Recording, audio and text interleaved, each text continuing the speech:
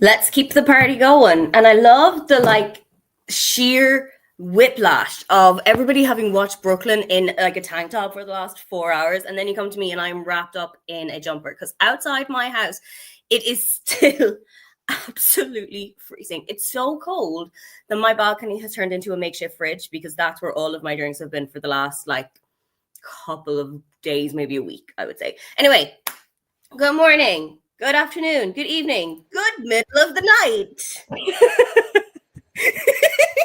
It is the middle of the night here. It is. How you doing, friend? I'm hanging in. We hanging in, we hanging out.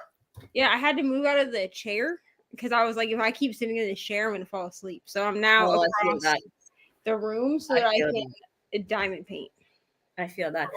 Also, everybody, good morning, welcome to not only part 3 of Neva's 24-hour sprints, but welcome to the Ireland Reads section of 24-hour sprints, because Saturday, the 22nd of February, is Ireland Reads Day. So across the entire country, all you're doing is putting your stuff down, picking up a book. So before we get into what it is that you are doing and what you are reading and what you're getting up to, if you have ever read a book by an Irish author that you really enjoyed, leave me in the comments because I want to hear. Neva, we'll start with you. No pressure. I should be reading Fucking Sweet, but my eyes have decided they have retired.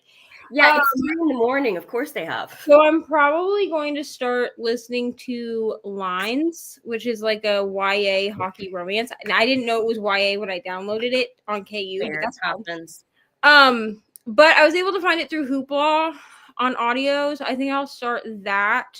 Oh, is that why you said last night, Hoopla, you came through? Yeah, well, because it is a Kindle Unlimited book. And sometimes KU books are incredibly difficult to find outside of Audible. Fair. And I couldn't find it at like my library. So I was like, well, let me just check Hoopla before I give up. So yeah, that's what we're gonna do. I'm not sure why this has a hot man cover when this is like a YA high school. Isn't it YA? Like, look at this cover. Hold on, I put my glasses back. That does not mean a YA. And that's not. Let me show you what the cover on my Kindle looks like, because it doesn't look like that. While she's doing that, I'm going to tell you that that's what I'm reading today. I know she's an Italian author. I understand what countries are, but I really want to read it. Part A. Part B, I have been supposed to be reading it as a buddy read with my friend Shannon for the entire week, and I simply did not. Because I had so many other books going on that I was just like, I think I looked at my Goodreads at one point in my life, and it was at 5 books on my currently reading, and I was like, this is whose Goodreads is this? Because it's not mine. Right. Right. Because I never have 5 books on the go at the same time. So I've had to DNF too, mainly because I wasn't enjoying them, not just because 5 scared me. But I'm almost finished one, and that is The Appeal by Janice Hallett. I'm reading it for reasons. I have this much left. You can do it. That's like a 10 minutes in the first sprint. I was gonna say that's not even half a sprint. Nah, half a sprint. It's 5 minutes. So here's what the Kindle.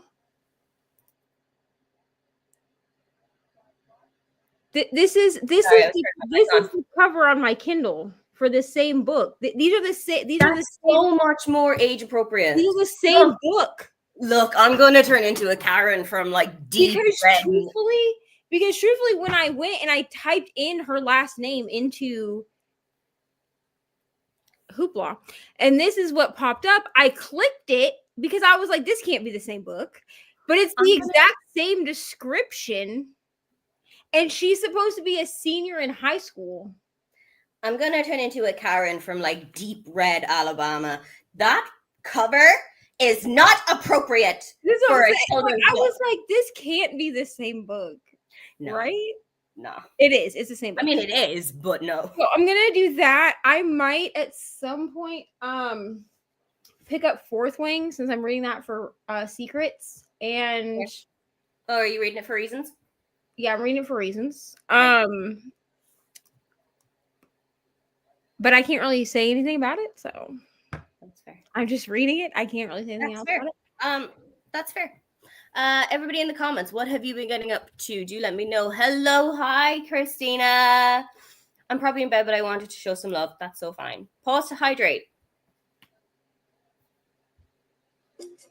Have a snack. I will get breakfast at some point of this sprint because it is 9 in the morning, but I'm one of those very special little snowflakes, and I can't eat the second I get out of bed, or I will be spending the next 4 hours emptying my stomach. Oh, I'm like that too. So I need to give myself until about 11 o'clock. That's when I'll start eating something. So the 11 o'clock time-ish sprint, that's when I'll start eating something. Check your laundry. Snack. Tell us what it was because we know it. Yes. If you're eating something, I need to know what it is. Because I need to know. Yeah. Check your laundry. Take your meds. Stretch. Show some love to the like button. Make sure that you subscribe. Ring the bell so that you get notified. What's notified? It's fine. It's really fine. You know, it's 2 o'clock in the morning. So it's 9, actually. So I'm just gonna. It's fine. Like Yeah. the chaos, you know. Listen, if Germans can make up words, I'm just assimilating to the culture. Right. It's fine. And also, notified does sound like it would be German.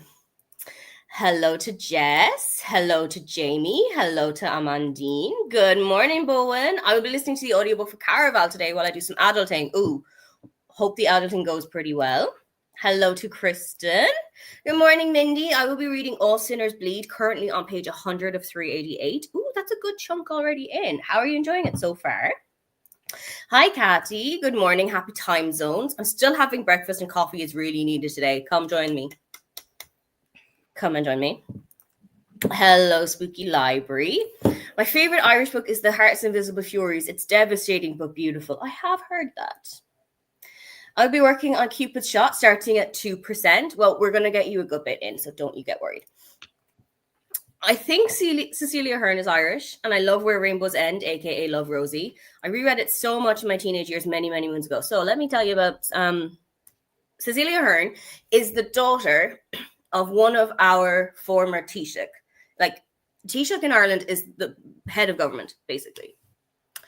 And for a really long time, I was doing all that, oh, she's just a Nepo baby situation. Like, her dad being the head of government in Ireland, she just got handed a publishing contract. Read Love Rosie, cried, read it 4 times in the space of about 6 months. It was one of my favorite books at the time, but I haven't read it in such a long time that I wonder if I go back to it, will I still enjoy it as much?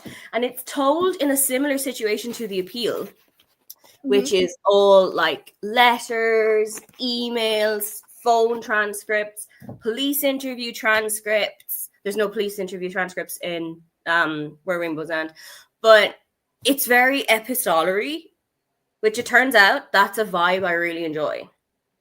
Like The Princess Diaries, like The Appeal. Elamino P is also kind of epistolary, which is about a girl who lives in this kind of a weird land where letter by letter, the alphabet starts to disappear. Yeah. And as the book goes on, it stops using those letters. So first of all, it stops using the letter A. And then it stops using the letter B. And then it stops using the letter C. It's so good. Wow. It's fucked up reading it because your brain is like, what the hell is this word? Right. And like from context, you can kind of figure out that CRCK is either crack or croc or whatever. But you're just like, this book is trippy as hell. It's really good, but it's trippy as balls. I recommend it. Anyway, that's the segue. Hello, Savin. Reading One Last Breath by Ginny Myers Sane. Hello to Glenda. I will be working, and I'm also reading Color Television by Danzy Zena. Interesting. Are you enjoying it so far? It's 2 a.m. for me as well, and I'm ready to finish the night circus. How are you enjoying the night circus? And are you going to continue on with the rest of the series? Because it is a series, right? I think that I don't know. I don't know. I think this is I'm pretty sure this is a standalone because she also wrote Starless Sea. Yeah, that book. Because I tried to read Starless Sea in like 2020 and I had no clue what was going on, so I gave up. That's fair. I mean, it's like it's I tried reading it with the book. I tried reading it with the audio. I tried reading it just the ebook. I tried immersion, and I was like, I am too stupid for this book. Like, I don't know what's going on. I've been there. I've been there so hard. Jamie's listening to the love songs of W.E.B. Du Bois by Honor Fanoe Du Bois. Thank you. Yeah. By Honoree Fano Jeffers. And I'm resetting my want to read shelf on Goodreads. I have about 450 books left to delete or move. Okay, so we all watched Brittany's video this week. Oh, we all watched it. I watched it and I had it on my tablet and I was on my laptop at the same time going like, oop, oop, oop, oop. Let me tell you what, I haven't even opened my Goodreads since I watched her video because I'm scared to see what the fuck is on there. I got mine down from 370 to 3 something in the 20s, I think. And that was just like a cursory first time run through. I think I'll probably go back again and be like, yeah, I don't need to read this. Yeah, I don't want to read that. Yeah, I'm not reading this. Glenda's favorite Irish book is the Walsh Family series by Marion Keyes. You've mentioned Marion Keyes in one of your videos. I have. So, fun news for Aoife. That series is getting turned into a TV show. And I cannot wait for this. It's got, if anyone has seen Derry Girls, it's got the actress who plays Orla as, I think she plays Anna Walsh. It's got, if you've seen The Quiet Girl, which was the Irish film that was nominated for the international Oscars, not last year, the year before. It's got the mother in that as the mother of the Walsh sisters. It's also got Aidan Quinn, who was in like a bunch of stuff that I don't remember, but he's too hot to play the dad. Like when I'm reading these books in my head, the dad does not look like Aidan Quinn. Let me see if I can find a picture of Aidan Quinn for you. The dad looks in no way like that. He's built bigger. He's losing his hair. He's not like this, basically. Ta-da! That's not Daddy Quit. That's not Daddy Walsh. I'm sorry. That man is too attractive. But I digress. It's becoming a series, and I'm thinking of doing like either a deep dive into the Walsh Sister series so that people can catch up on it, or a Walsh Sister read along. I haven't made my mind up yet as to which one I want to do. It might end up being both. Chris, Hey Chris, will you be joining Neva in reading any of the Women's Prize for Fiction long listed books this year? Neva will not be reading any of the Women's Prize for Fiction long listed books this year. Chris, have you met me? Absolutely not. I was so confused. I was like, what happened to it? Absolutely not, my beautiful fellow human. No. Listen, Chris reads devastation and depression. That's all Chris reads. Chris is the kind of people whose favorite book would be like A Little Life and all that depression core. And I'm already like clinically depressed. Like I'm already diagnosed with depression. Like your girl is already depressed enough. I don't need more. And to read the long listed books is crazy. Absolutely not. I've seen people who have done it though. I've seen people who have done it like as videos. I know Roisin from Roisin's Reading. I know people that do these, but to think, listen, you and I tried to do the Goodreads like mid-size list last year, and we look how well that went. Okay, Aoife and I waited until they had like the top 20, and then we were like, you know what? Maybe we'll just do the top 10. And then we each got like 2 books in, had And D both, and we're like, dude, this is not even worth it. And I was like, the one book on this list that I actually want to read, which is Leather and Lark, I don't even want to read now. Did you actually read it? Because the rest of the books are so stupid on this list. I don't want to read it. I think if I've still not read it. I'm gonna read it though. I am gonna read it because I need to read it so again this year, as in 2025's list. I would more than likely do the general fiction. I'm gonna be real. I'm about to take a page out of Mel Lenore's book because what she did last year was each of the genres that she knew she would like to read, like that she would normally read, and she picked one book from each genre that she was interested in reading, and that's how she did it. I might do it that way because you want to know something.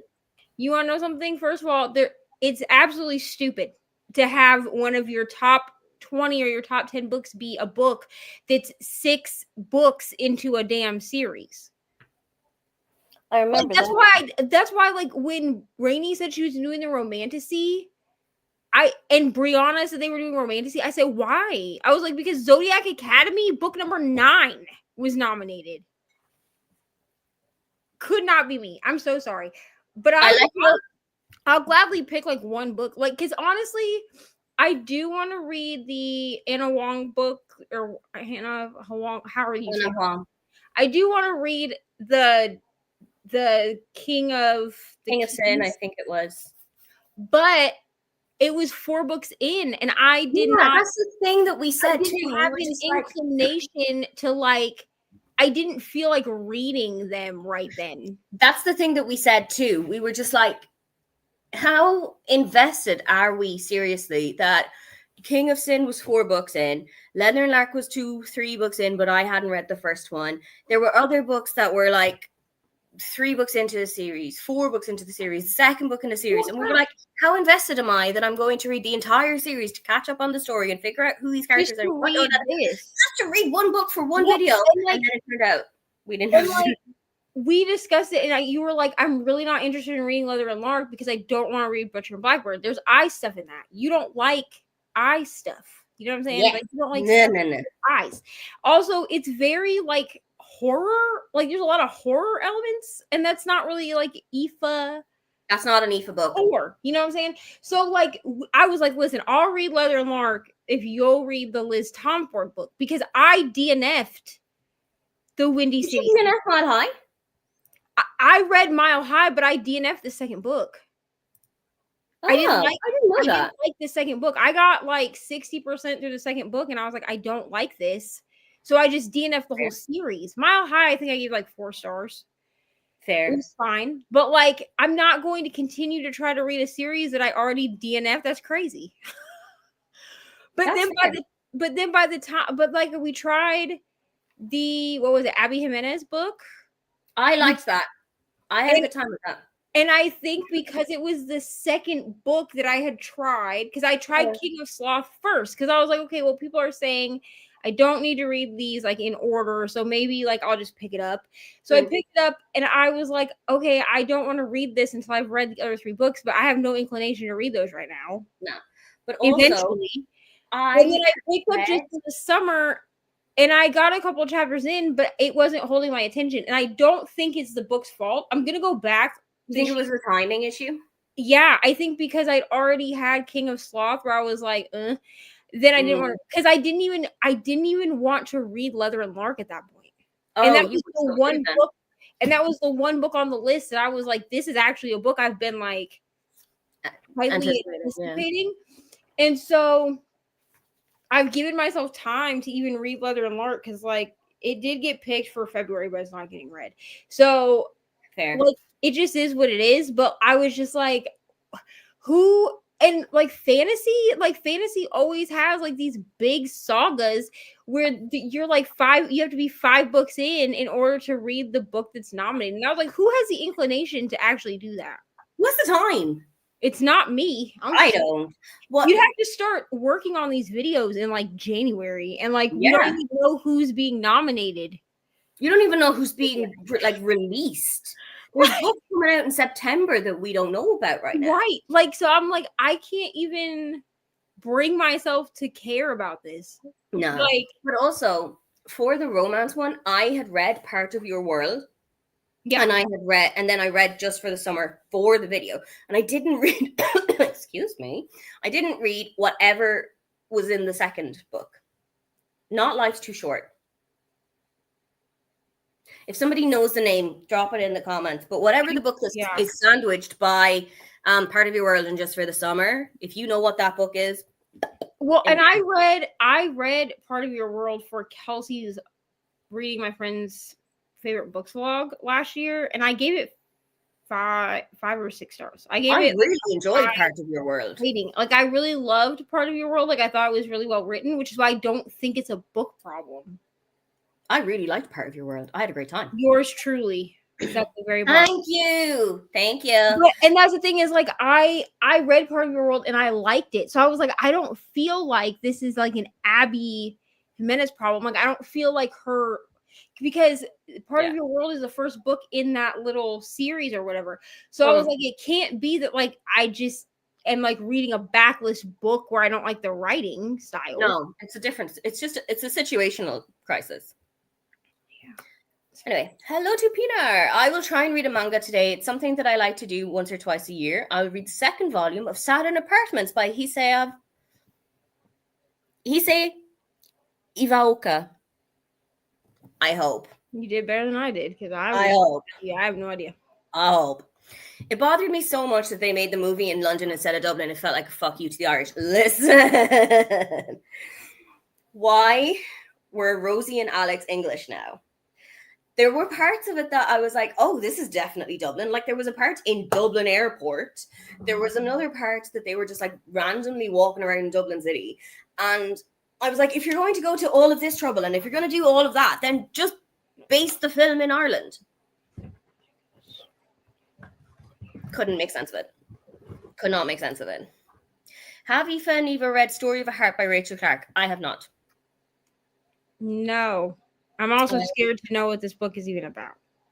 Let me look it up. Story of a Heart. I'll look it up. I read a book by Michael Faber called D, A Tale of Two Worlds, where the letter D disappeared. It reminded me of several Cecilia Ahern books, actually, similar magical realism. So there is a Cecilia Ahern magical realism that I read January of this year. Oh, what was it called? There was 1,000 was in the title. In 1,000 different worlds or ways or something. And the main character is a girl called Alice, and you meet her when she's 8, and then you go throughout her entire life with her. And she has a very specific form of synesthesia where she can see people's auras. So if she looks at you, she'll be able to tell that you're really happy because you'd be like shining yellow, or that you are with your partner and you're madly in love because you're shining out red, or that you're really depressed because you're shining out blue, or that you're grieving because you're shining out black, or whatever. And it's about how that affects her day-to-day life, because it makes her, as you can imagine, incredibly empathetic, incredibly emotive, incredibly intuitive. And she picks up on things that people who don't see auras can pick up on. And then there's a lot of like her family situation and her family life and her education. She went to a kind of an interesting school. It was kind of like a special school for people with various disabilities. So there was a guy there who had Tourette's and he was really nice. And there was a guy there who just had dyslexia. And for some reason, it was intense enough that he had to go to this kind of school. But it was a really interesting book. I haven't read a lot of Cecilia Ahern lately, but I think I will go back to her again. I'm going to be real with you. I'm not going to read this book, bro. I'm so sorry. I'm going to go back during the sprint and I'm going to see what it was. It's called the Story of a Heart. I'll just tell you what it's about. I read the description. Please do. This is a true story written by a best-selling author who's also a palliative care doctor. And it's about 2 children. one of whom gets into a horrible accident, and so her parents and her siblings choose to donate that she'd want to be an organ donor. So it's about her donating her heart to another child who needs a heart transplant. I'm sorry. No, I'm not reading this. I'm already depressed enough. I mean, listen, it sounds heart-wrenching and beautiful. Oh, but it does. It sounds absolutely stunning. It sounds like it's going to fuck me off of a bridge. Absolutely not. Listen, I just read this. Okay, I just read this. Oh, Like I finished it at the beginning of this month, and let me just tell you that I have 4 tabs in here. Okay, that's so good. and where the tabbing starts, I just need y'all to understand where the tabbing starts for me. I have 4 tabs. That's it in this whole book, and I read this book physically. Wow, I read this book physically with my eyes. I read it like this. I did not have the audiobook for this book. Okay. I'm telling you nothing you don't already know, because if you don't know about Gilmore Girls, you just won't. So I tabbed. My first tab was where Ed Herman said that he had 3 wives. And this was like at the end of the part where she like went to say her final goodbyes to him before he passed. Yeah, that. Let me just tell you, I was reading this during like my Monday sprints. Did you cry on the internet again? Did you cry on the internet again? Oh yeah, like because I started crying and then the timer went off. Oh no! Pull myself together, and I was like, "This is not gonna work." So I'm sitting here and I'm like talking on the screen, and I'm like, "I'm so sorry. Like this is gonna be a really short, like chatty bit because like I'm crying." And then we got back, and then I was like, "Okay, well, I was like, I'm just gonna finish it out. Like it's not like how much worse can it be, right?" And then she talks about like her husband passing away, and like her. Here's the thing: I didn't even cry at the part where her mom passed away. No, neither did I. And but I got really emotionally. I really I thought don't cry a lot, but I got very emotional at her husband's passing and at Ed Herman's passing, because I was out on a walk listening to that part, and I was just like, I'm gonna have to stop and contain myself, or I'm not gonna be able to keep going. Like from her talking about saying her final goodbyes to Ed Herman because his wife like invited her right to the hospice or whatever. To the end of this book, I did not have a dry eye for like an hour. You know what kills me about the whole situation? She said she demanded to go first. Well, he surely did not listen. No. But there was something that I saw, like a TikTok therapist a couple of days ago, and he was talking about how he went to therapy. No, it was a guy who went to therapy, and he was talking about, no, hold on. It was a podcast. This story has been going around about 4 times. It was a podcast between a husband and a wife. And she asked him, would you like to die first, or would you like me to die first? And he said something along the lines of, somebody had said to him, wouldn't you like to spare your wife the pain of grieving you? God damn. And I was just like, fuck, bro. I was just like, oh my God, it's too early for me to be upset today.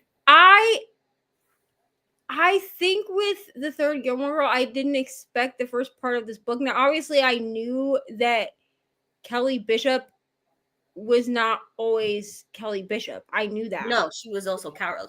And I knew that she had a lot of life in dance and other things before we know her as like Emily Gilmore. You know what I'm saying? But I think that I didn't cry when she talked about her mom's passing, but I think it's because it felt like a natural thing to me. And like my own mother's passing was not natural. Mm-hmm. My mom would be, well, as of a few days ago, as of last Wednesday, she would have been 50. Mm-hmm. So she died 7 days for her 45th birthday. So like for her to pass at 44 from a massive heart attack, like that's not like, that doesn't feel natural to me. No. But I think because Kelly's mother, you know, she was like older and like so it felt more like a natural death to me. It just felt like the progression of things. And I think that because like Ed Herman and then also her husband, they passed from illnesses. And so that also didn't feel natural to me. And like the way that she described it in the book, you know, was very like, it was like a very tangible thing. Yeah, for sure. I will say I did tab where she talked about needing to go to the hospital and she took her Kindle with her because Kelly Bishop is a Kindle girly. I'm just saying. Really, same. She's one of us, y'all. I don't leave that house without it. But yeah, I don't rate nonfiction usually. Neither do I. Because I don't feel comfortable putting a number on somebody's lived experiences. But the two nonfictions that I've read this year, which are that one and then my friend Amber's book, Self-Care Potato Chips, I gave both those 6 stars because they just live rent-free in my brain now. Yeah. Kelly Bishop, they could never make me hate you. Ever. Ever. Stephanie went through and has deleted things from 2016 to 2018 that I have no interest in reading anymore. You see, 2016, 2018, Aoife is a completely different person now. 2020 me and 2025 me is a completely different person too. Oh, same. Like I went through that list and I was like, there's books on here that I would have absolutely zero interest in even hearing about these days. I'm going to be honest, 2020 Neva would be absolutely traumatized by the shit that 2020 I'm just saying. 2020 would be concerned that we've enjoyed 2 Abby Jimenez books. Like she would be completely scandalized. Like if I had read That Sick Love, I don't think it was out in 2020. It might have been, I don't know. But if I had read That Sick Love in 2020 instead of in 2024, I would have never picked up another dark romance. I'm just saying, like I would have traumatized myself. Sure. But it's fine. We learn and we grow. Fair. Quiet Girl was such a good film. It's on. So over in the UK, Channel 4 showed it during the week. So it's on 4 on demand. And I have access to 4 on demand through my parents' Sky Go. So what I might do someday this weekend is just watch it. And also be a little bit smug that I don't need subtitles for the Irish parts. Hey. I mean, I watch everything with subtitles anyway. But... That's fair. That's fair. Shona says that The Night Circus is a standalone. That's so fair. It's not an Aoife book, so it's just not on Aoife's radar to know that. Yeah, here's the thing. Okay, Erin Morgenstern, she writes beautifully. Yeah. But Neva is too stupid. And I've contemplated re-picking up the Starless Sea to see if maybe in 2025 I'm not as stupid, because I feel like so I read it for a book club in 2020. That's why it got picked up. Okay, fair. Because 2020 was the year of a pandemic, but also like that 2020 time was like where I was trying to find community without leaving my house. So I paid for like a Patreon book club back then. It was like $10 a month or something.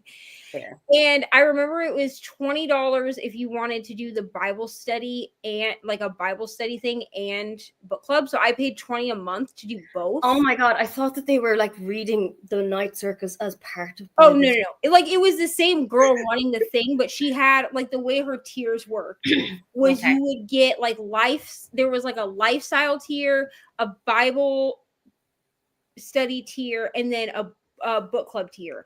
And there were a couple of other tiers where they were like package deals. You could get like all of it together or a couple of the things. Okay. And I really loved doing the Bible study every week because it gave me a place that obviously I couldn't go to church at the time. Like I wasn't doing out of the house Bible study. So it gave me a place to do Bible study. But then they picked, like, we voted on Starless Sea. And I remember, like, I had only really just gotten back into reading then, too. So I was just rereading books that I had liked before. And I think that the first new book at that point that I had actually read, like, of a book that I'd never read before was what was that book called? It's a purple cover. The dating plan. Farah Roshan? No. Oh, well, that's the only dating plan I know. Sarah Denali. Oh, Sarah Desai. Yeah, That- the dating game. The dating. Yeah, okay. Because I got it from Book of the Month, not knowing. Because I was like, well, let's try Book of the Month because like maybe I can find some books. And I remember that was like the first Book of the Month book that I got, not realizing it was part of a series. Oh, which it didn't matter. The second one as well, because they're like interconnected standalones. So like I wasn't missing anything. But I remember I read it and I liked it, even though I was not in a romance era back then. But I remember liking it because I think because it was like a fake dating situation, it didn't feel as like romantical to me, I guess. Romantical is not a word, but you know what I'm saying.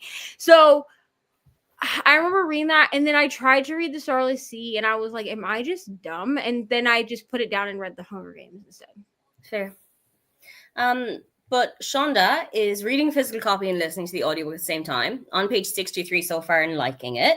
If I had to rate it right now, it would be 4 stars, but that might change. That all ratings are subject to change as you go on. Absolutely. Either one sounds good to me, Aoife. Okay, let Aoife and her little brain sit down and decide what I want to do about Walsh Sister content, and then you'll see something in your subscription feed, maybe soon. Who knows?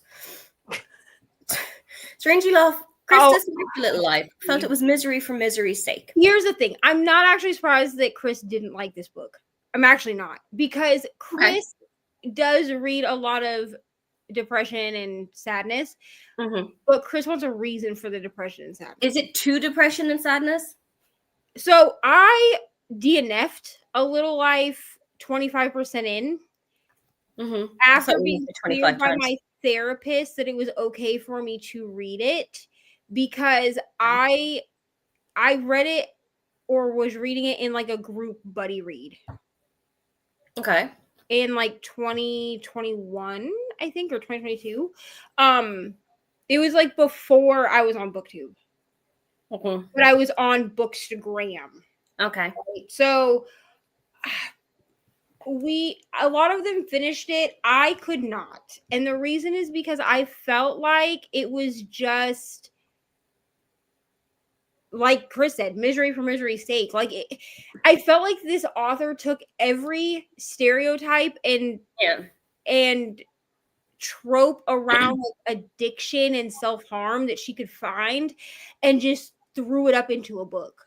Fair. So like Jamie has just said, it's a lot of pages wallowing in misery to the point where it just got tedious and boring. And to me, it felt maybe because I'm a recovering addict, whatever. I felt like it was very stereotypical of what people think of people that have like mental illness or addiction problems. And that irritates me. Like it gets to me because I'm like, okay, well, why are we not like fleshing out who these people actually are? Because every addict is more than just their addiction. Exactly. So it annoys me. That's fair. I won't ever pick this book up ever again. Fair. May try and finish the 23 and 24 Women's Prize long list so I can find cheap copies at the used bookstore volunteer at. That's a great idea. Very sustainable. We love it. I have no chill with romance series. I just pick the ones that sound good and read them in any order. I love the chaos. I love the chaos. I mean, I love that for you. I am too much of a perfectionist to do that. I'm here for it. I've done that accidentally. I have definitely done it accidentally. Actually, I did that with The Sinner because technically those are interconnected standalones. Fair. You can just read them out of whack. This year. And so I've read that one, and then I've read one other book by her that's part of another series. But hers are very much like interconnected standalones. Like they're very much like you really don't need to know backstory of any other characters to know what's happening. Fair.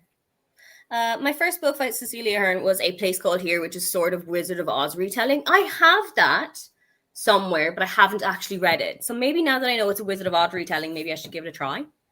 I really liked it. The Book of Tomorrow is my second favorite so far, but I need to read more. I also do need to read more. So maybe I need to do something about Cecilia Ahern on my channel too. I'll just become like the distinctive voice for Irish fiction. See, Ahern's duology, Flawed and Perfect, was really good too. It's dystopia, teens rebelling against a restrictive society, and it's pretty well done. I've heard good things about that. I think I have the first book on my Kindle somewhere, wherever my Kindle may be. I think I have it. I'll have a check. The Night Circus and Starless Sea are both not all-time favorites, but Erin Morgenstern writes non-linear books, so you just need to be along for the ride until all the puzzle pieces fit in together at the end. See, that's too much thinking for me. And I think that's why I felt stupid trying to read the Starless Sea, is because it's not linear. And so now that I read that, I get what you mean. But it's non-linear, and it's also very like flowery writing. Like she just writes very beautifully. So like not only do I feel stupid because I don't know what's happening, but then also you throw in like flowery writing, and I'm like, well, now I'm completely lost. That's fair. Fine. That's fair. Stephanie's at page 87 of The Mistake by Elle Kennedy. It's kind of predictable so far, and I kind of hate one of the main characters. That's the main character. And Neva and I both DNF'd the deal as of yesterday. Yeah, like I text Aoife and I was like, Aoife, I'm DNFing. I clocked out. I just clocked out. I did not care about Garrett at all. I didn't care about either of them. I didn't care about either of them, to be honest. But I more didn't care about Garrett than I didn't about Hannah. Yeah. Hannah annoyed me for some reason. Yeah. Me too. I can't even pinpoint like why she annoyed me. Also, I'm sorry, my ring light's dying. I'll plug it in. That's so fine. But like, I think this book came out, 2014, 2015? And if 2014, 2015, Aoife had read that, she'd have ate it up whole. And I feel the same. I think I would have eaten it up in that like young, in like my young adult in that period of my life. But now that I'm older, I'm 10 years older than when the book came out, and I just don't care. Yeah, 2015 was still like, I was still close enough to being in high school. Like, I mean, I'd been out of high school at that point since 2010, so 5 years. But I was still very much in like my like cheesy YA romance era, and that's how that read to me. Hannah annoyed me. I think it's because she read younger to me than college age. Yeah, I think that was the thing as well. I think that both of them read like 16, 17 rather than 2021. And I truthfully just didn't. No. Like, Garrett could have fallen off the planet and I wouldn't have cared. It just didn't work for me. Anyway, we're at the end of the comments. I have got about 15 pages left to read. You can and then a new book to start. So let's go get some reading, go some productivity on all of that jazz. Let's see each other in an hour and catch up on what it is that we've been doing, and we'll go from there. Have fun getting shit done, everybody.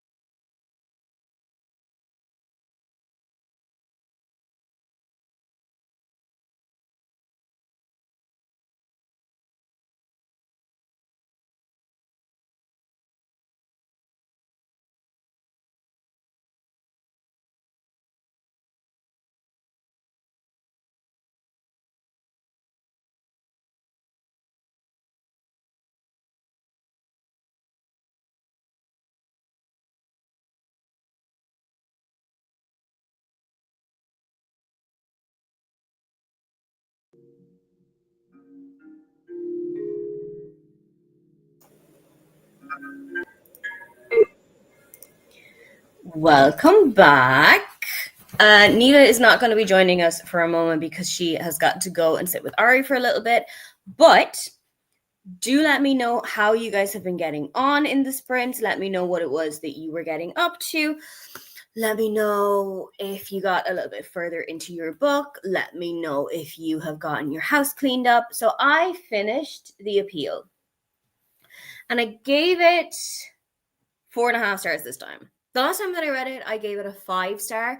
And I sat in my reading chair straight through from like 6 o'clock in the evening until about 1:30 in the morning.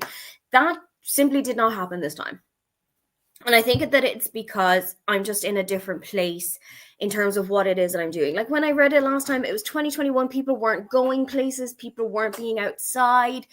There wasn't anything happening. There wasn't anything to do. Whereas this time, I had things going on in the evenings. I had to go outside and I'd go to my day job. I had to do all of these things. Whereas last time, I could just shut the world out and concentrate on the book. And this is slightly a different vibe, but I still had a really good time with it. I still had a great time. It did just knock off, I think, 1/2 a star because I didn't get as invested this time. And I felt like it was just the easiest way to figure it out. So I did that. And I also, it's on my couch, I got a 1.5 chapters through First Time Caller by B.K. Barrison. So I'm now on chapter 19. I'm having such a good time with this book. If you have watched Sleepless in Seattle, and if Sleepless in Seattle is your vibe, that book is the book for you. I had such a good time with it.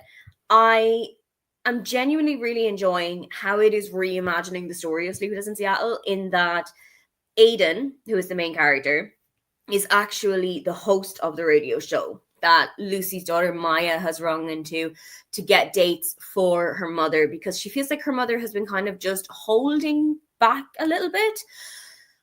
I'm really having a good time with this one. But let's see how it continues. I watched Sleepless in Seattle last weekend in kind of anticipation for picking this one up. I've also got the audiobook of it because I think when we go back into the sprays in a couple of minutes, I'm going to go into this blanket again. If you were here with us for Old Lady Craft Hour last weekend, you will have seen this popped up quite a bit. And it's looking fairly healthy at the moment, but it's also not quite as long as I want it to be. So I need to get a little bit more done with it. I need to get a little bit further in. So at the end of the next sprint, I will check in and I'm going to tell you how much that I got done. But end of the sprint, let me know how you had gotten on.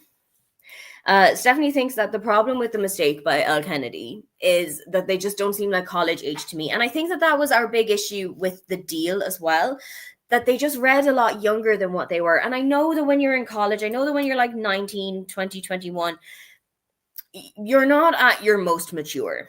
But also I would expect that you have at least some level of worldness. I would expect you have some level of kind of understanding of what is going on.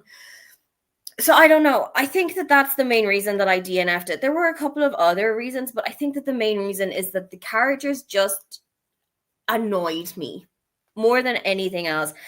I fully believe that if I had read this in 2015, when I was 23, I would have had a great time with it.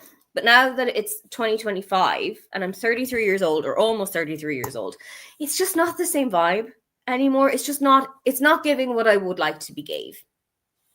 Jamie opened a bottle of wine halfway into Night Circus, and that really helped. I felt like a dreamscape, a kaleidoscope of story bits that eventually come together. Yeah, that's fair.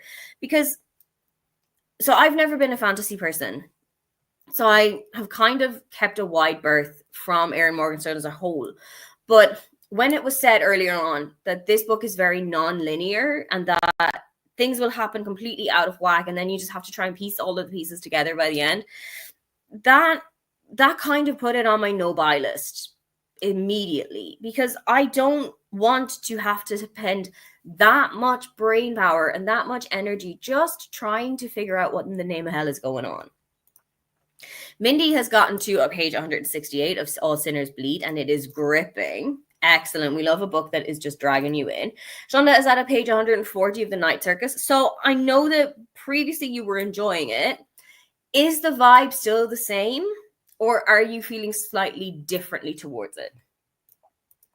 Caddy took a shower and did a bit of work on my weekly quiz night quiz. Oh, that's exciting. So from that, I'm expecting that you are the quiz master and that you're the one putting all of the questions together. And I absolutely love a quiz. So I would be all over that kind of thing. Bowen got to page 64. My house is a little bit cleaner. Excellent. Good morning, Patricia. I joined mid-sprint and I am reading Body of Truth by Marie Cassidy and Ignite by Melanie Harlow, hoping to finish both today. Excellent. So when you're saying Body of Truth by Marie Cassidy, the only Marie Cassidy that I know is the former state pathologist in Ireland. So I'm wondering if that is the same book that I've got in my head, because I know that she did write something, but I don't know if that's the one that you mean. Finished my manga, Saturn Apartments. Then I moved to my safe zone, literary fiction. Excellent. Started reading If on a Winter's Night, A Traveller by Italian author Italo Calvino.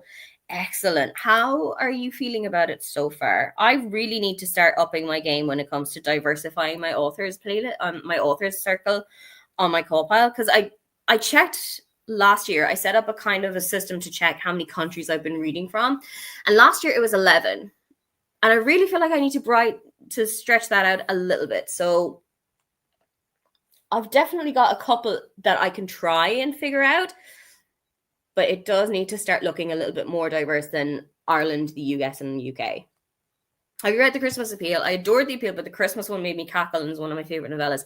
I read The Christmas Appeal just before Christmas of last year, just before Christmas 2024, and I absolutely ate it up. It's very short. I think it's only like 180 or so pages, but I had such a great time with it, particularly because it involves a pantomime, and that's something that is so ingrained in me for Christmas culture that it was like being back in a Christmas when I was like 10, 11, or 12, because I used to perform as the children's choir in a lot of pantomimes back at home. We used to do songs like S Club 7. We used to do songs like Samantha Mumba, just like anything that was in the charts those days. And I had such a great time with it. So I'm hoping that I have got the Twyford Code and I have also got the Examiner. And I'm hoping that when I do get into the two of those, I'm going to have a great time with it, because I read The Mysterious Case of the Alberton Angels and I didn't love it. But now that I've revisited The Appeal and now that I've read The Christmas Appeal, I'm kind of hoping that it's just going to go on a little upward trajectory from here as well. Page 182 of The Mistake. I still don't feel love for the book, but I do plan to finish it. The pacing is weird at the middle. I did feel like that about The Deal as well. I felt like it was very strangely paced. It would go really, really quickly. It would go, everything is happening. And then there would be about 10 or so pages where it's just carrying along and it's just plodding along. And it felt very stagnant for a lot of the time, to the point where I got to the point where I was just not looking forward to picking the book up, because I knew that if I was picking it up, nothing was going to happen and the story wasn't going to be bringing me back. Anyway, I don't know if I'm going to go into another Elle Kennedy book. I've got a couple of them. I've got The Graham Effect. I've got, what is it called? I can't see it on my shelf at the moment. I've got The Graham Effect. I have got The Summer Bay, The Avalon, whatever it's called. So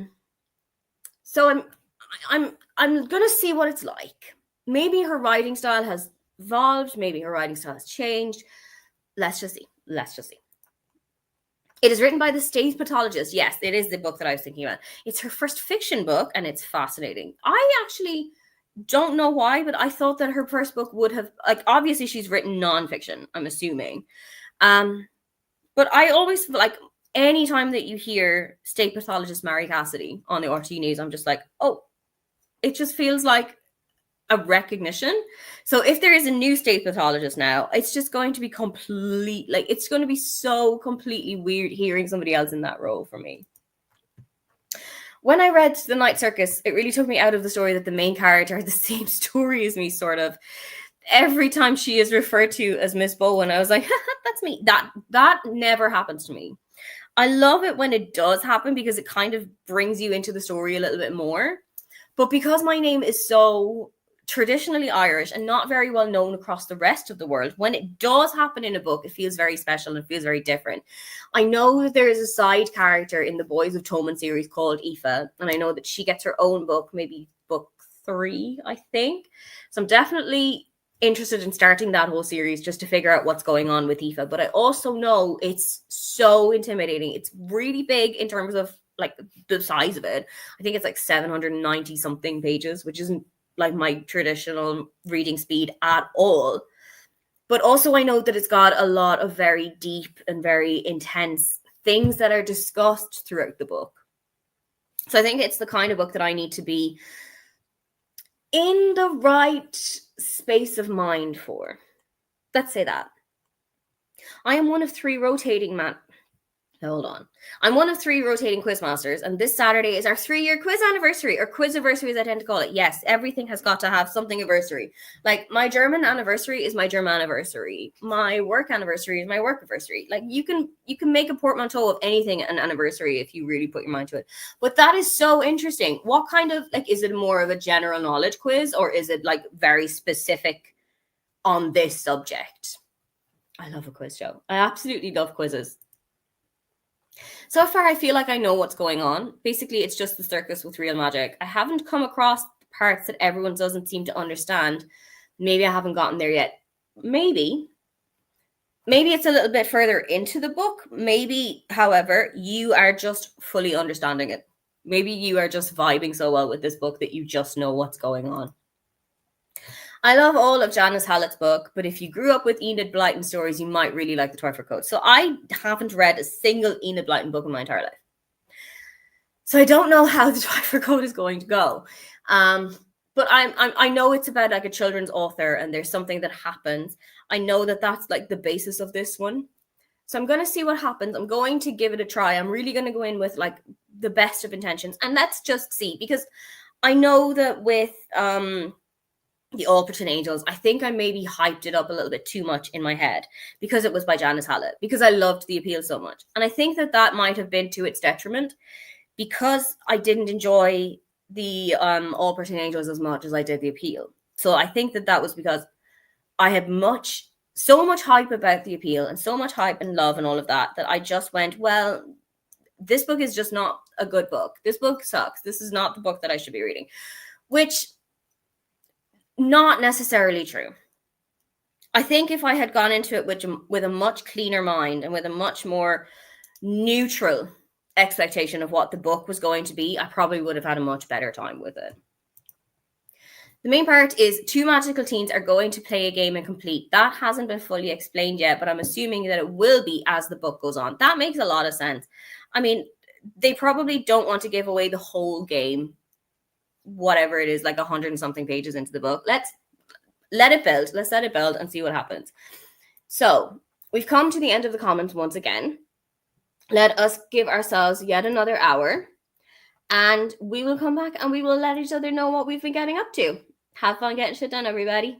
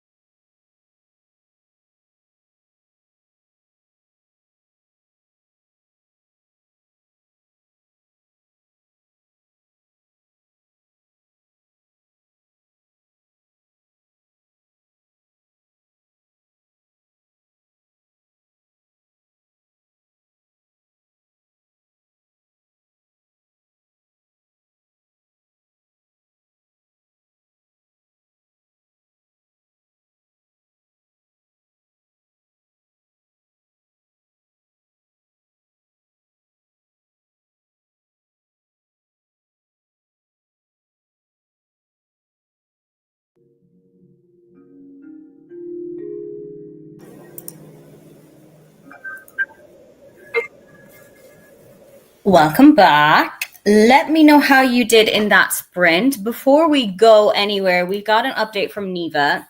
She's going to see us all on Amy's channel in a couple of hours. It'll be 2 more hours of me here. I think it's 2, maybe 1 hour left of me.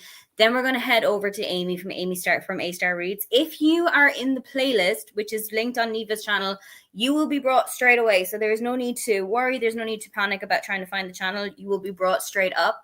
So if you're not part of the playlist, go and sign up there. Go and click in. Everything is good.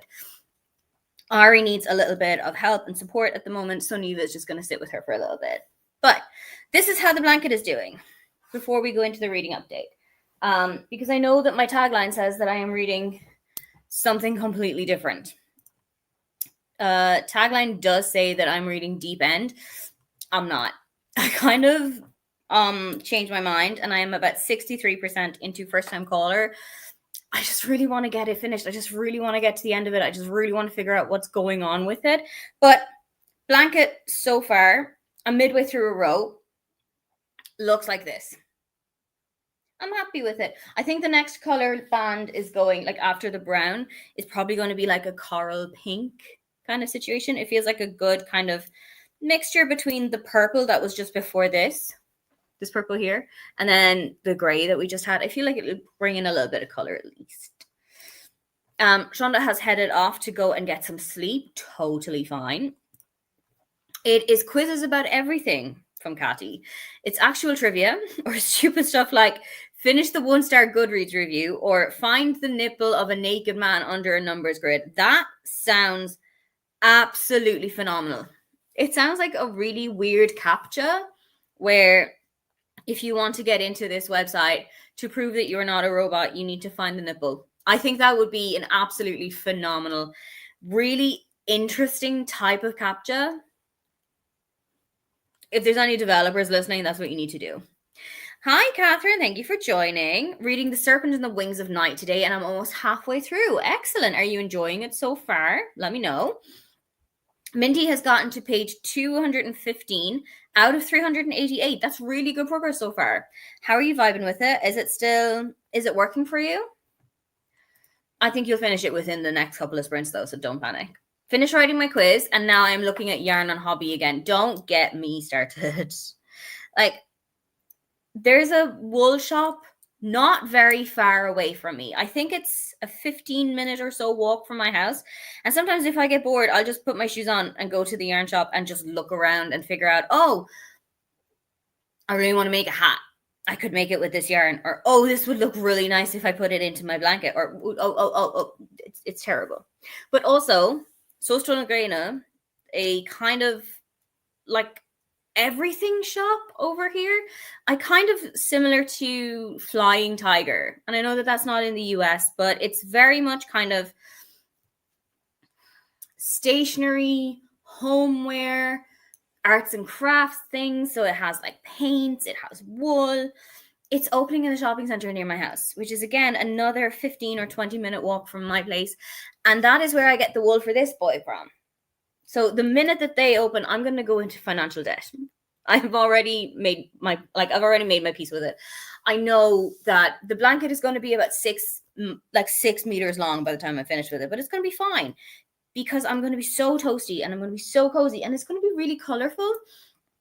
I don't know if I want to repeat any of the colors. I know that the red, which you haven't actually seen yet, there's about a band of 3 rows of red right down at the bottom. And I think I'm going to repeat that at the end, but I might actually extend it out to make it a full block of red right at the end. So every time I see a color that's not red, I'm just like, oh, I have to get that. Oh, I have to get that gray. Oh, I need to get that really like neon fluorescent pink. Did I already use the neon fluorescent pink? No, I thought that I had. But I feel like I have to extend it out because I'm not particularly tall. I'm 5'4", which is 163 if you're from the EU. But I need it to be at least up to here so that I can be cozy. And right now, if I put it at my feet, it like barely gets to my knees. So we got a little bit more to go. And as soon as Ostrogano opened, I think it's going to be game over. got to 44% into my book. It's getting super late here, so I'll probably head off to bed after this. That's so fine. You go and get as much sleep as you need to. Do not panic. Blanket's looking great. I love your color choices. Thank you. I have got the other color. I've got all balls for the other colors. Let me show you what I've got. So I'll get my bag and let me show you what we've got. So apart from the gold and the brown, which is every third row is going to be a white, kind of ivory off-white. This baby blue. It looks green in the light. It's not. It's like a powdery blue kind of situation. That looks better. And then we have got, there's so much blue, brown in here. And then we've got this. This is the pink that I thought I was holding up. This there's a hair. This powdery pink salmon thing. And I don't know where the coral is, but I had it up to last week. It's in there somewhere. Anyway, those are the colors that I'm going with so far. And then if something else pops up, I just know I'm going to be all over it. I know I'm going to be like, I have to have it. I'm very much like a magpie when it comes to what it is that I'm going to be putting into that bag. And I've also got all the way over there, I've got another bag full of wool from various different places that just aren't the same make as this blanket. So I'm a little bit concerned about putting them in because it's going to be a different weight. It's going to be a different kind of, it might be a different thickness. So I might need to use an 8 needle instead of a 6 needle. So I think I'm just going to stick with what we've got so far, and then allow Zostrograna to ruin me financially. So I got to page 260. Oh, you're so close to the end.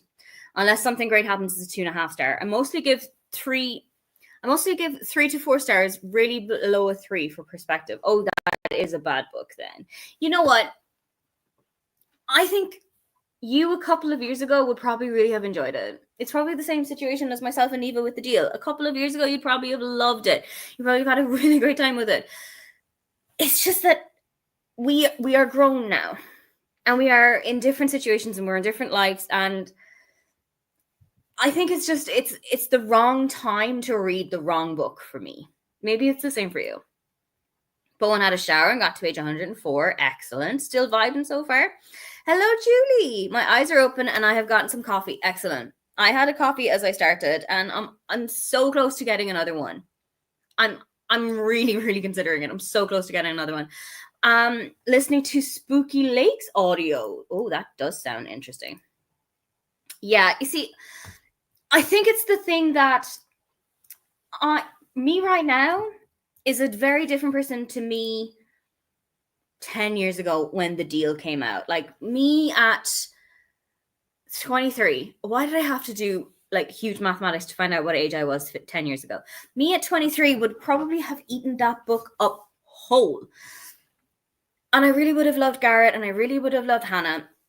And the thing is that I listened to a podcast. I love doing that, where I've read a book and then I'll go in and I'll read up about podcasts about it, or I'll watch YouTube videos about it, or anything that I can just keep myself immersed in that world. And when I figured out that this wasn't really the book for me, I went and I looked up a couple of podcasts, and one that I really enjoy is Not Your Mom's Romance Book, or Not Your Mom's Book Club. And it's run by a woman named Ellen and her mother, who get together every second week, and they'll read romance across the entire genre. So they read contemporaries, they read fanro, they read historical romance, they read paranormal romance, and they'll just go with what they liked about the book and what they liked about the characters and the situations that they're in. And her mother said, it's a good book. I can give it the merit that it deserves, but I am not the target audience for this. Ellen's mom, I think her name is Julie. She's a woman in her, I want to say 60s or 70s by this stage. And she's just very okay with admitting that this isn't a book for somebody who's of my age and somebody who is of my life experience. And I think that's the situation that I find myself in. And I think it's a situation that a couple of people who are reading Elle Kennedy books at this moment, and particularly that series, are just finding themselves in.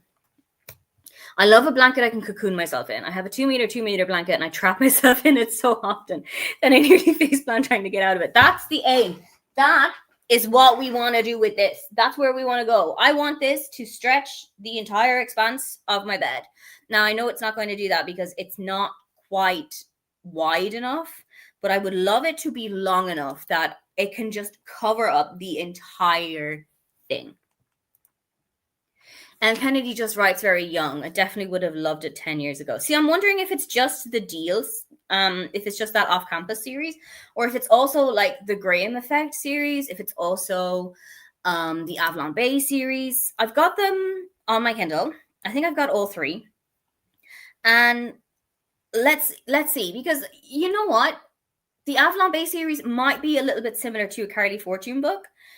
I haven't read a single one of those. But I'm going to go in with an open mind. I'm going to go with an open heart. And let's just see how we get on.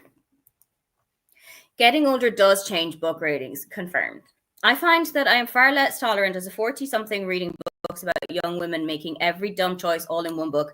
It's so common in women's lit and lit fiction. It absolutely is. The amount of times that I have read a book and screamed at somebody to change their mind, to change their, like, to change up what they're doing, to get out of that situation, to stop doing whatever. The amount of times that I have stopped doing it with somebody, insane. So definitely, I do believe that if you read a book in a different, like in a different light, as a different person, as a different age group, it really does make a big difference as to how you're enjoying it. I feel too old for college romance books. That's me too. Like I'm 33. I've been out of college since 2015 was when I did my master's. I've been out of college for 10 years now. I'm just in a different situation in life. I'm just in a different place. I'm just getting started on the day. I'm on page 222 of Done and Dusted, hoping to finish it today. You can do this. So not only have you got one more sprint left with me of about 45 or so minutes, but you've also got everybody else who's coming in the rest of the sit-in. So you've got Amy who's coming after me, then you've got Jess after her, and then you have got Margaret after Jess. So there's definitely so much time for you to finish it. Whatever series had good girl complex and bad girl reputation in it was also not enjoyable to me. Oh, because that's the Avalon Bay series. Look, I'm going to go in. I'm going to see what happens. I'm going to go in, but I need to make more blankets with sleeves built in. I have one that I got at a yard sale, full-length crochet blanket with sleeves so I can be under the blanket and still hold my book. That is such a good idea. Those like slanket things, I think they were called. I had one about 10 or so years ago when they were huge. Like everybody and their mother had a slanket, and I worshipped it because, like you said, I could sit under the blanket. And I could still like hold my book, or I could hold whatever I was doing, or I could eat, or I could have my coffee without having to like bring it down or have it like bunching up underneath my arms. Whatever, like game changer. Game changer. Is the redirect on, or should we go to the playlist? You should go to the playlist. If you are not following us from Neva's playlist, you won't be brought directly over to Amy's because I haven't got the redirect set up.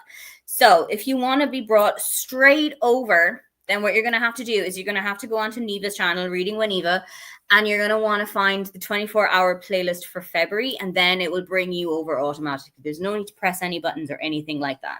So let's go for one last hurrah before we all head over and say hello to Amy. Let's give ourselves a nice 45 minutes just to ease ourselves out of me, and then we'll go in for a little bit of reading with Amy. Have fun getting shit done, everybody.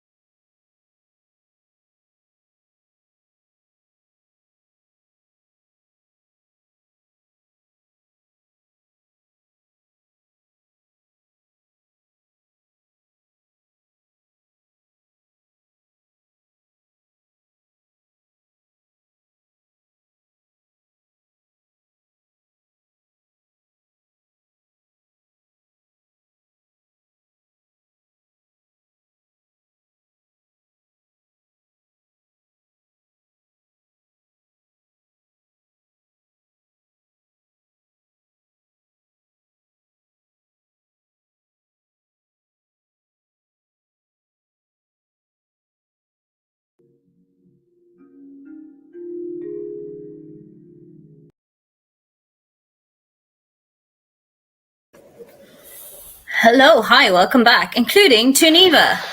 Well, Welcome back. I forgot to check, so I just went to look. I'm 71% of the way through First Time Caller. I'm having such a good time. I am kicking, I am screaming, I am best vibes. okay, you're the second person that said this is like a wonderful book, so now I need to read it. So good. I Who do was like the first BK. person? I do like BK Borderson though. Jan. Oh yeah. I'm having such a good time with it. I'm definitely gonna finish it today.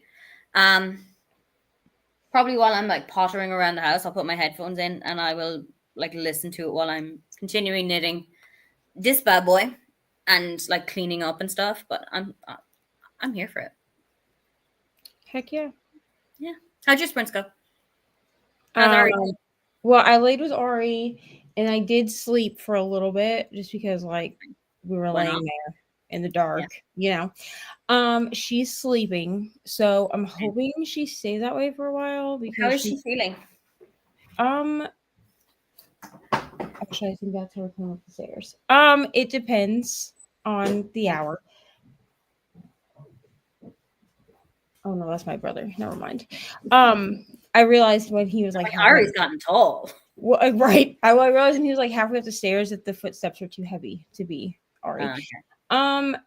It's 24 hour day and I just didn't know about it. Yeah, I sent you the schedule. Yeah, you think I looked at it? But yes, it's 24-hour day. Isn't it Tuesday? It's It's Saturday. This man said, "Isn't it Tuesday?" No, honey, no, it's not. I need y'all to understand real quick. Have you not slept? No. Anyways, Also, Tuesday? you could blend together when you don't sleep and then sleep for 36 hours. I mean that's That's true. fair. But no, it's Saturday. Yeah, I checked my phone. So Also, at this point, I basically just owe you a bottle of it juice. that's fine.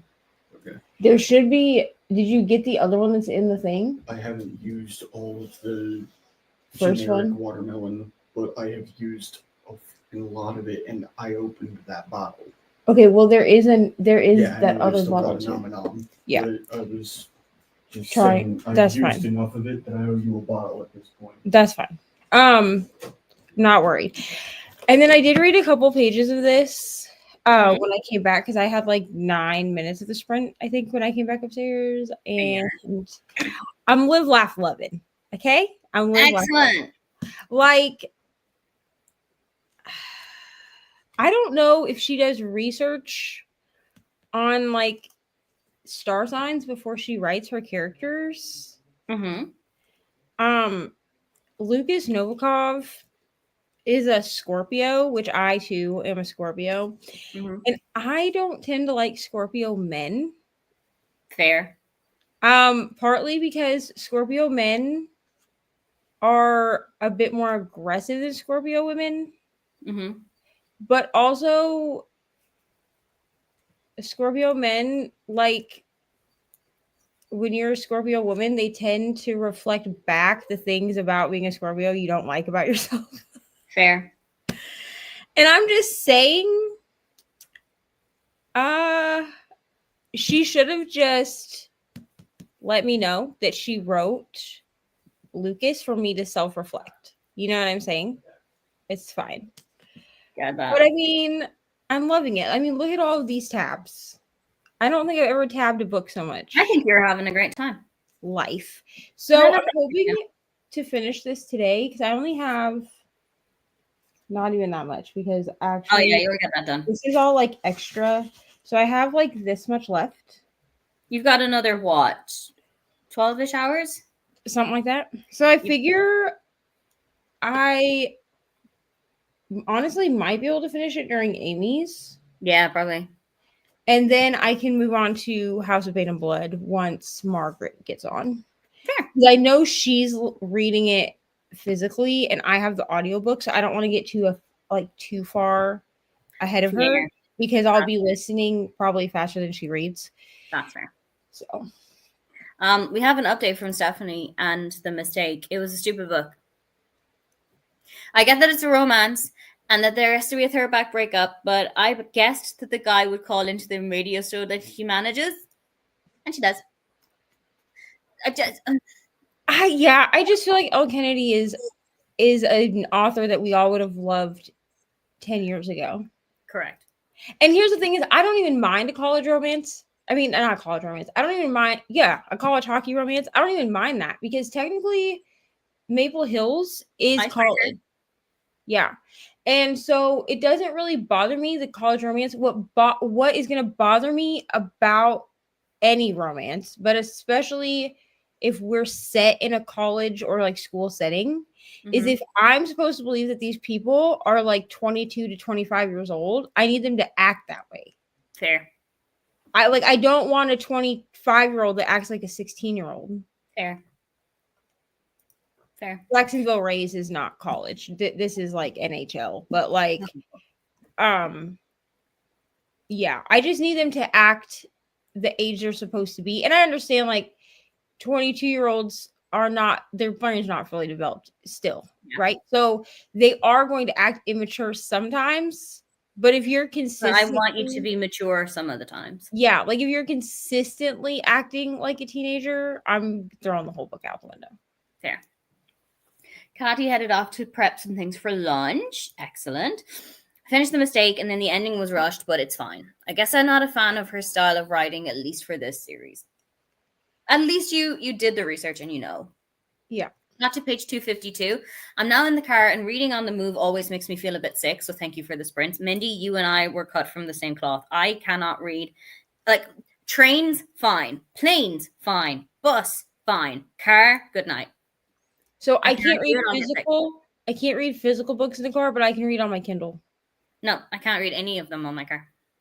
And I'm actually wondering if it's because in the car, like on my Kindle, I can change the way that the font and stuff look. Could be. So because we're moving, you know, cars move differently than other like larger vehicles, like a bus or a train. Yeah. I tend to make my font size bigger in the car. That's actually a really good idea. Yeah. So I think that's the only reason. Because like a plane is smooth enough usually that I don't even feel like I'm moving. Yeah. But I also do that on a boat. Yeah. If I'm walking, like when I walk to get Ari from the bus, I also make my font size bigger because my body is moving. Oh, I can't do that. I can't read while walking. I'll die. I'll get hit by traffic on a car. I'll get hit by traffic on a footpath. Like, I mean, I definitely will walk while I read, but only if no one else is on the sidewalk with me. Fair. Because otherwise people will be staring at me. And I'm just like, how is it appropriate for me to be like staring at my phone? But you look at me crazy when I'm like walking with a Kindle. Yeah.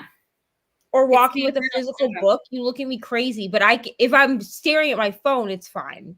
It's the eternal conundrum. Bowen got to page 147. Enjoying it, but it feels a little bit slow. That's fair. When I read the part where she started working at the radio station, I said to my husband, if they get in a fight and he calls the radio station to talk to her, I'm throwing it across the room. It's a well-used trope, but I could see it coming a mile away. Okay, I'm done ranting. No, if you need to rant, you rant. Here's the thing. Always here for the rantings. I'm not a fan of a third act breakup anyhow, personally. And I also like this book technically has a third act. I don't even want to call what Emily Rath does a breakup. I want to call it like a third act conflict. Okay, fair. Because I feel like the communication in these books is really good. But there's always like an underlying issue where someone freaks out. So like in Pucking Around, there around the polycule thing, there's like a freak out, but they don't actually break up. Okay. I don't remember what happens in Fucking Wild. I couldn't tell you off the top of my head. But in this one, like the freak out is around the accidental pregnancy trope that's in this book, which you can't have this book without that. Okay. And one of the characters freaks out about like, I don't want kids, and then finds out that there's a 50-50 chance that this kid is their kid. Okay. And freaks out. And then so like right now I'm in the middle of the freak out. But the communication in these books is good, so they don't tend to actually break up. It's almost like they just separate for a minute and then they figure out their shit and come back together. Fair. But I don't like a third act breakup. Third act breakups annoy me because almost always it's over something stupid that could have just been communicated. And if something was said and communicated, there wouldn't have been a huge conflict to begin with. And it definitely wouldn't have resulted in a breakup. Exactly. Most of the time it's not done well. Anyway, we've come to the end of the comments and we've come to the end of the sprint. It has been lovely. Neva, thank you for having me hang out with you. Thank you.